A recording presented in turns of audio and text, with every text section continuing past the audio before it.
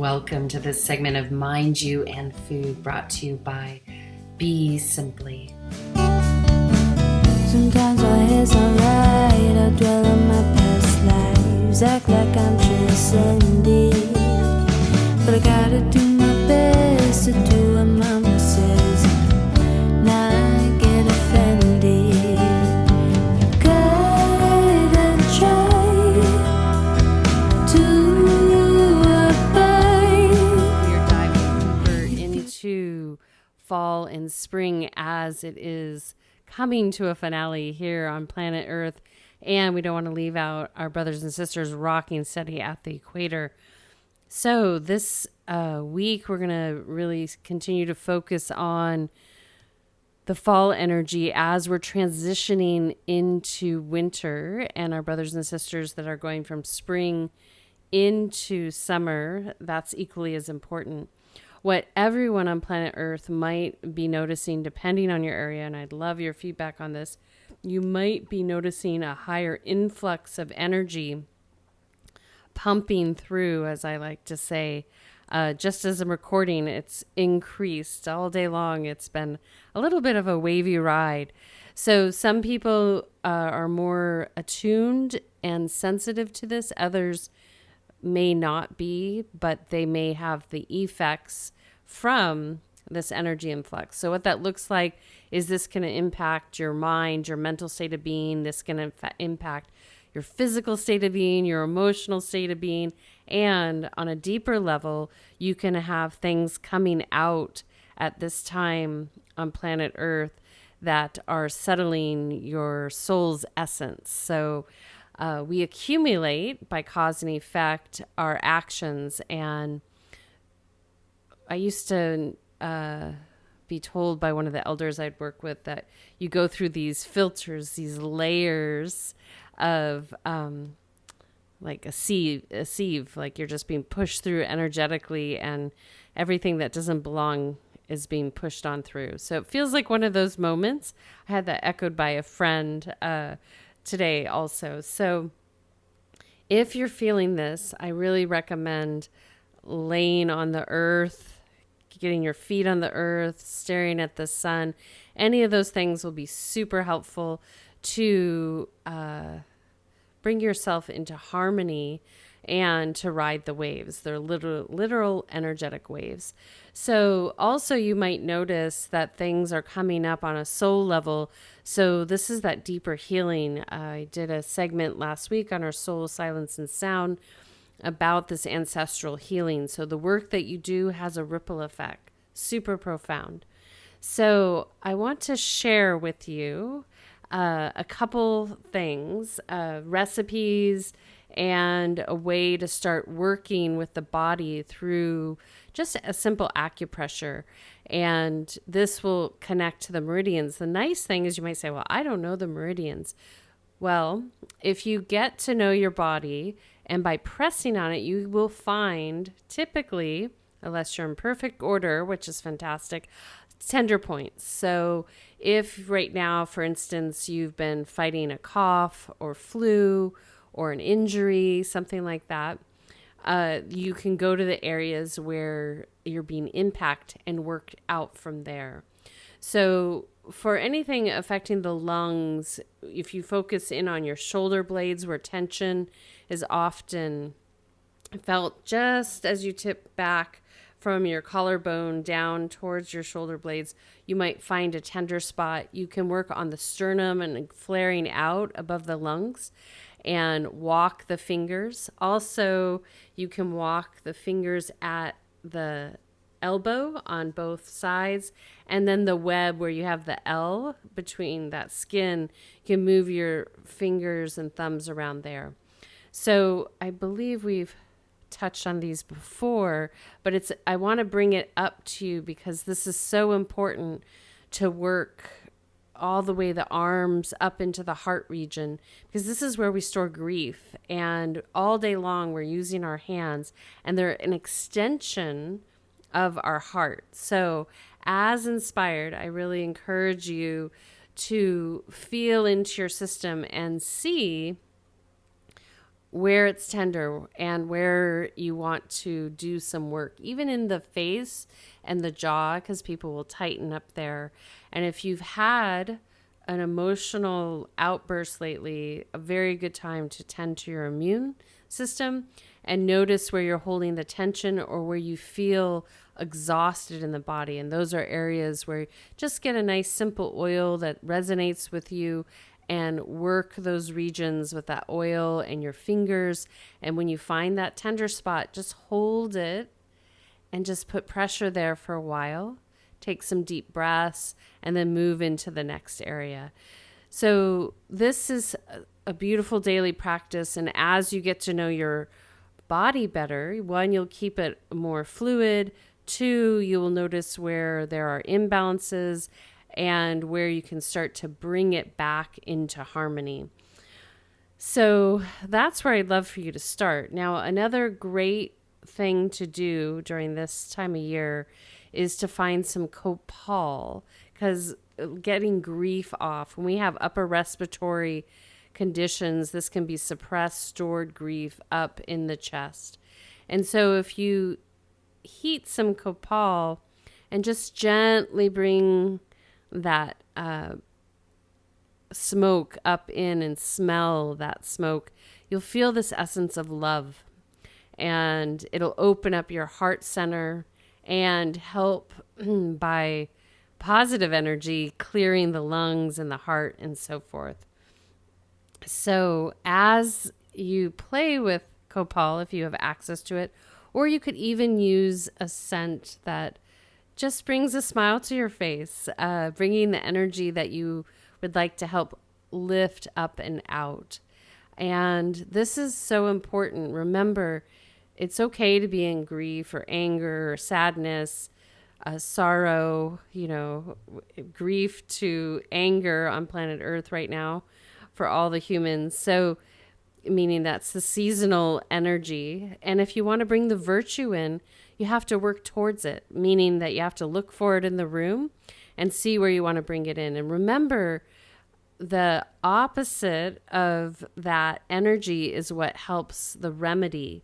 If we stay too stuck, let's say in grief, that can send us into depression and stagnation. But if we're like, I want to bring this through and have laughter and joy, and think about, the motion of laughter, it shakes the whole body. You get an ab workout, you clear the lungs, you clear the energy from the face. Typically, you can even be sore after laughing so hard, or your face can be sore if you smile for so long, which is a good thing because you're removing the opposite tension that's been pulling or weighting you down. And this is a beautiful thing, to take the time to figure out how you would like to explore this energy and see what you want to do with this energy versus staying stuck with it. And as I mentioned before, it's really important to go ahead and honor the emotion, let it come up and out, but you don't have to stuff it back in.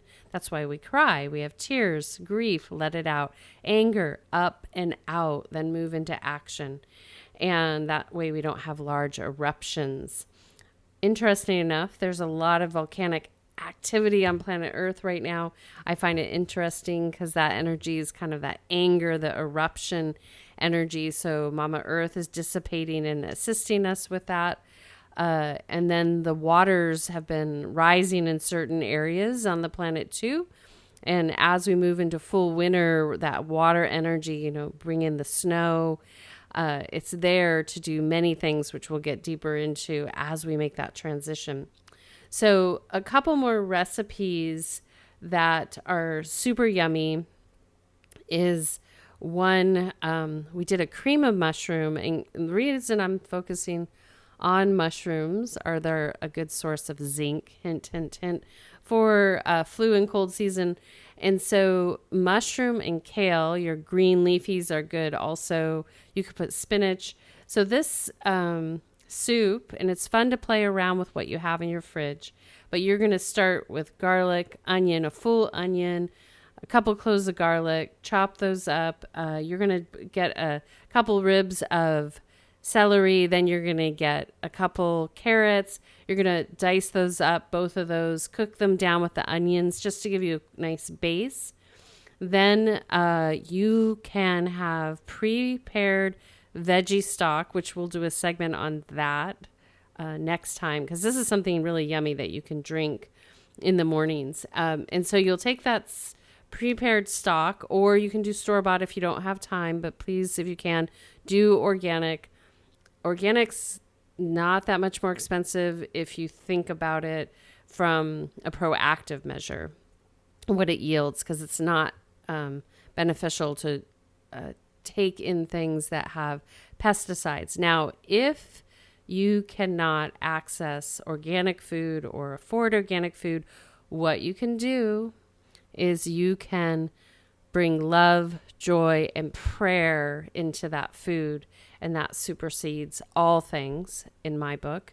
And if you make that a practice in your kitchen to set that environment, that will assist in shifting that. And that's why, we never want to rain on anyone's comfort food or their parade of what they feel really good about eating. It will evolve for everyone. So just be mindful of that before you think about, there's always a trend, people can make people feel guilty about clean food or organic food. I just encourage it as much as possible. And that's a whole other segment too, as to why.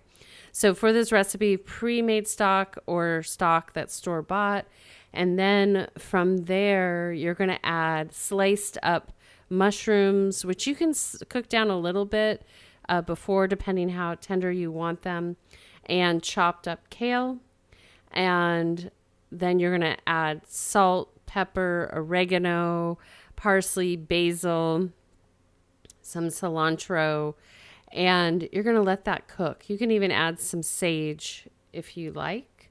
Add the herbs that speak to you. Again, you want to listen to what your body and what your family enjoys. Also in this soup, a little bit of coriander is nice, and add a little cayenne or chili if you guys can handle some heat. Again, really beautiful, both in southern and northern hemisphere, clearing lungs and liver. And then from there, you're going to serve it. You're going to let it simmer, cook it, bring it to a gentle boil, then bring it down to between low and medium, just for about 15 or 20 minutes, just to cook and merge everything. And then from there, bring it down to low. And then turn it off, because once it's really warm, you want to turn it off and let it set so that it can be palatable for everyone, not too hot to eat. It's nothing like sitting down and being really hungry and not having food to eat. So also from there, what you can do is this pot of soup's on the stove. You can make it as big as or small as you like. Recipe I just shouted out. It's about 4 cups of broth is going to be good enough for 2 to 3 people. You could go 4 cups of broth and 2 cups of water, and then add in a little bit of extra celery and carrot and mushroom if you do that. About a cup to a cup and a half of sliced mushrooms that are in season. And then from there, as that's happening and sitting, cooking, you can do some roast potatoes. These are great for this time of year. They're great for the brain. Potatoes do so many amazing things internally and externally. One great thing, I was out visiting my parents. My dad had taken a tumble on the golf course, and we were wrapping his leg with potatoes, thinly sliced, almost like you would make a scallion potatoes, on his legs and his bruises. And they continued with the treatment for the subsequent week, and the bruises lifted off rather rapidly. So for people that don't know this, potatoes are so medicinal for the skin. They pull impurities out. They can pull sickness out, bruising out. So if you have a bruise, either grate it and then do a pack on your body, or again, simple julienne, layer it, put an ace bandage around the area or a bandage, simple gauze bandage, and leave it there, and it'll pull the stuff out. So if you want more on this, just send me an email. So what we're going to do is roast some potatoes. If you have a big cast iron skillet, go ahead and take your potatoes. You're going to put them in at 375. You can do this ahead of time before the soup if you wish. You're going to roast them whole for about 30 to 45 minutes until they're tender. Not so soft, but tender. Fork can go in and come out and not feel a little bit after like al dente metaphor for pasta. So once those are done, leave your oven on, pull your skillet out, take those potatoes out, slice them up into wedges, and then add some oil to the pan. When you roast them like that, you can just do it dry, just enough, because we're going to make some nice crispy wedges. And then from there, add some cloves of garlic with the skin on. And on a bowl or on a plate, you can add additional olive oil, add a little bit of thyme, salt, pepper, keep it simple. Himalayan salt or sea salt, fresh cracked pepper, thyme, and you can add a little bit of lemon if your crew is okay with citrus, but you will add that at the end. So from there, you're going to toss those, you're going to lay them in the pan, put them back in the oven still at 375. You're going to flip them twice during the process. You'll cook for about 30 to 40 minutes. You want nice golden brown on the outside. Then at the very end, you can drizzle a little bit of lemon juice on top, very light, and then flip it so it can sear in.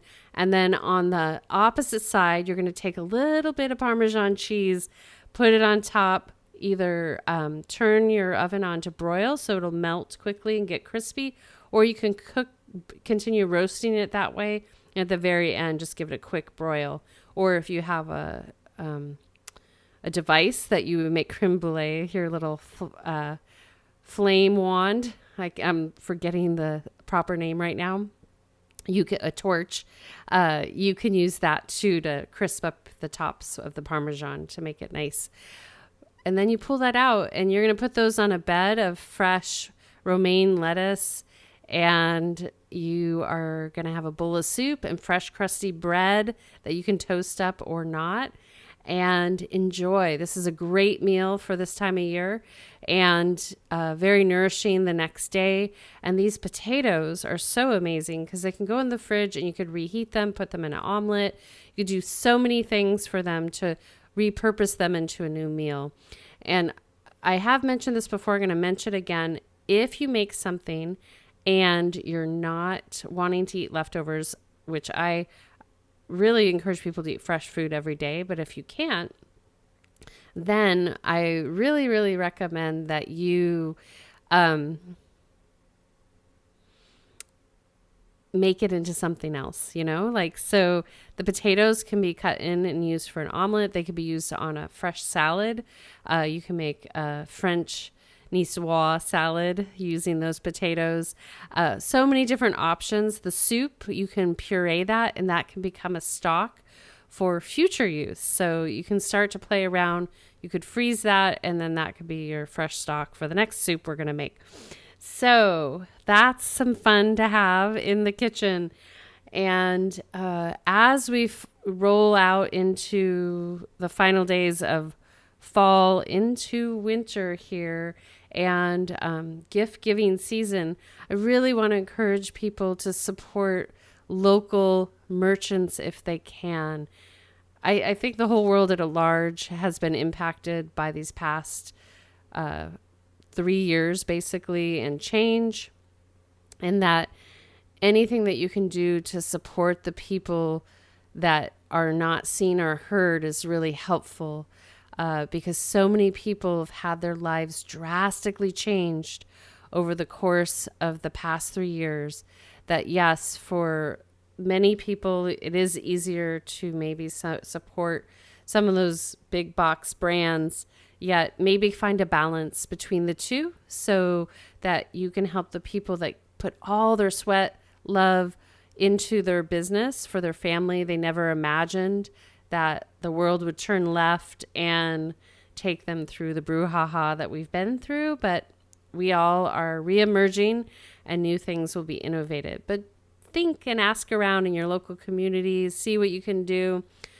You can also do sharing is caring. So if you know of an amazing artisan or craftsperson or restaurant or service provider, give them a shout out. That's super powerful.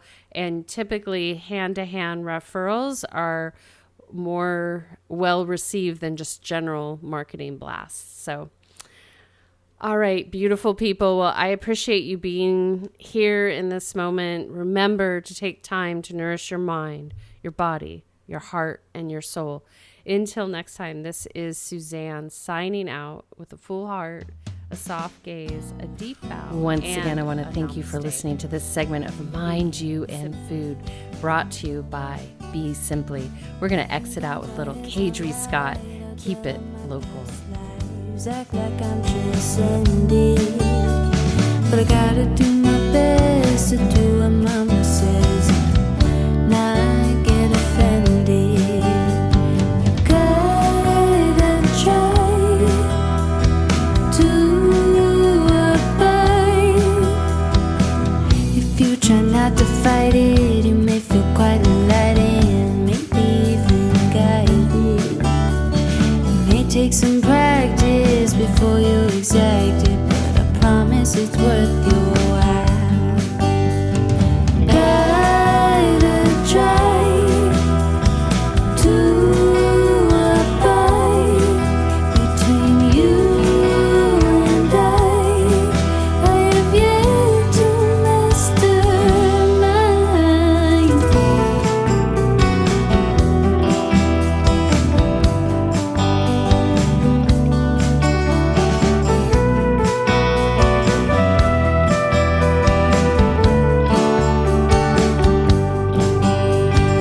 Gotta try to abide between you and I have yet to master mine. All of our life's work, you'll never be heard unless you quiet your mind. We'll sing, but we're different. We're leaving an imprint on those we love, you and I. 'Cause your life's work, yeah, it's gonna take some time. Your life's work, yeah, it's gonna take some time.